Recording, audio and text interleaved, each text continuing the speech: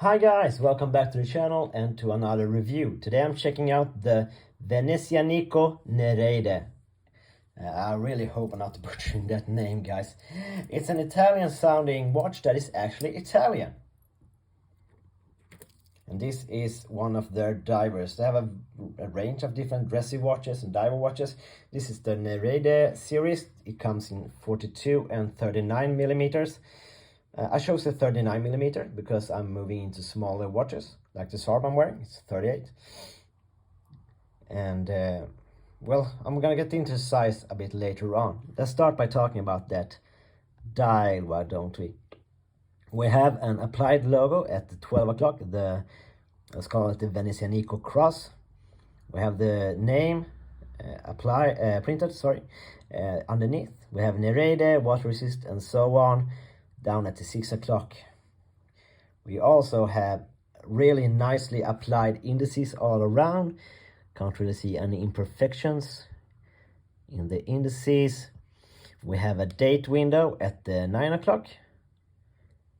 We have a what they call a BK7 glass crystal insert. A nice glossy insert. It's supposed to be quite scratch resistant. And talking about the bezel action, nice 120 click unidirectional bezel, slight, ever so slightly backlay, and lines nicely, really nice. We have a screw down crown with the logo. It's running an NH35 movement. We have a combination of brushed and glossy finishes all around. Nice chamfered edges. A really unique looking bracelet. Solid links, solid end links. And a butterfly deployment clasp. That's really nicely done. Now, not all people like this type of clasps because they're quite hard to get a nice perfect fit on. Is no micro adjust and so on and so forth, but these links are so short that you can get a decent fit. And also talking to the guys over at Venezianico, they are working on half links to make it even possible to get even better fit, so no issues actually getting a fit on this one. Everything is nice and brushed. We have a caseback, and this engraving is supposed to be a simplified version of the mechanics inside of the watch. And they use screws instead of screwing it down, apparently because they want the direction of the engraving to be correct on all watches. Let's get this back. The bracelet has a really interesting combination of brushed and high polished. And this is something that some people might not enjoy, that the brushing is next to the polished surfaces. I like it. I think it's different. And at first, when you're used to another kind of bracelet, you react to it, but it grows on you, really does. This watch grows on you, really does. When I got this watch, I've been moving into smaller watches. I thought something was different. I couldn't really put my finger on it. And if you talk the dimensions, of course, so 39 millimeter watch is 45.5 millimeters lug to lug. It is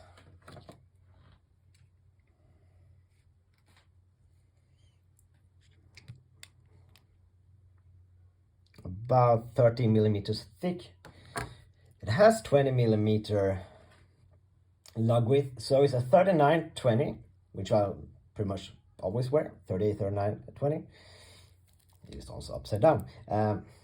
Something felt different about this watch.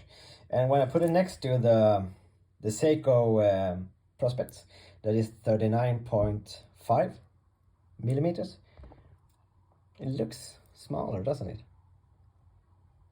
And then I realized what it is. Well, of course, the bezel and so on will make the dial look smaller, But also this is a really heavy taper on the bracelet. It starts as a 20 millimeter and it ends at 16.28, so 16.5 almost. So quite a heavy taper. And I asked the guys about this and they said, well, we want it to be dressy. So this is not a tool watch, this is more for a dressy watch. And when you realize that, well, it's an awesome watch actually. It's a real nice watch. The dial has an awesome sunburst effect. It has some heft to it, it feels good, it doesn't feel flimsy, everything feels solid, bracelet is solid, watch has a nice weight to it. One of my pet peeves is watches that are too light. I want some heft to it, and this does.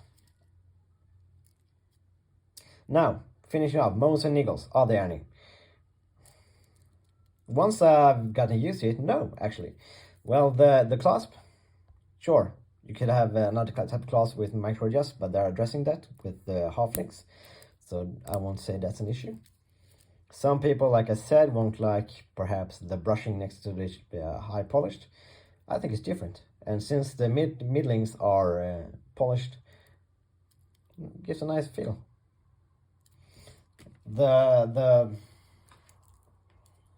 It's priced at €565, which some people might say is high for an NH35 driven watch, but there's so much else, design and unique styling and high quality going into this watch that I think it's a good price point. This is how it wears on my roughly 17 centimeter wrist. And it actually is super comfortable. The tapering makes the wrist move easily. Everything feels really nice. So, can I recommend the Nereide? Yes, I really can. I'm gonna finish off with some lume shot. The lume is really nicely applied evenly. It's BGW9 Super Luminova, and while I'm charging up with my cheap little UV light, let me tell you that I am an affiliate to this brand, and if you check the description down below, you have a discount code giving you 10% off any of their watches, and I can recommend them if you want something a bit different, a bit dressier. Lume, it's really good. Really good. Even if you sit under like an office desk light, it charges up. So go check out Venezianico. It's a cool brand.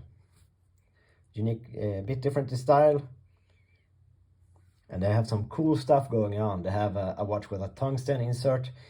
And they just released another diver with a unique anthracite dial. So they're doing stuff differently. So they're well worth going checking out, moving into Swiss movements and so on. Venezianico Nereide, really nice watch. That's it for this time, guys. Until next time, stay safe and take care. Bye bye.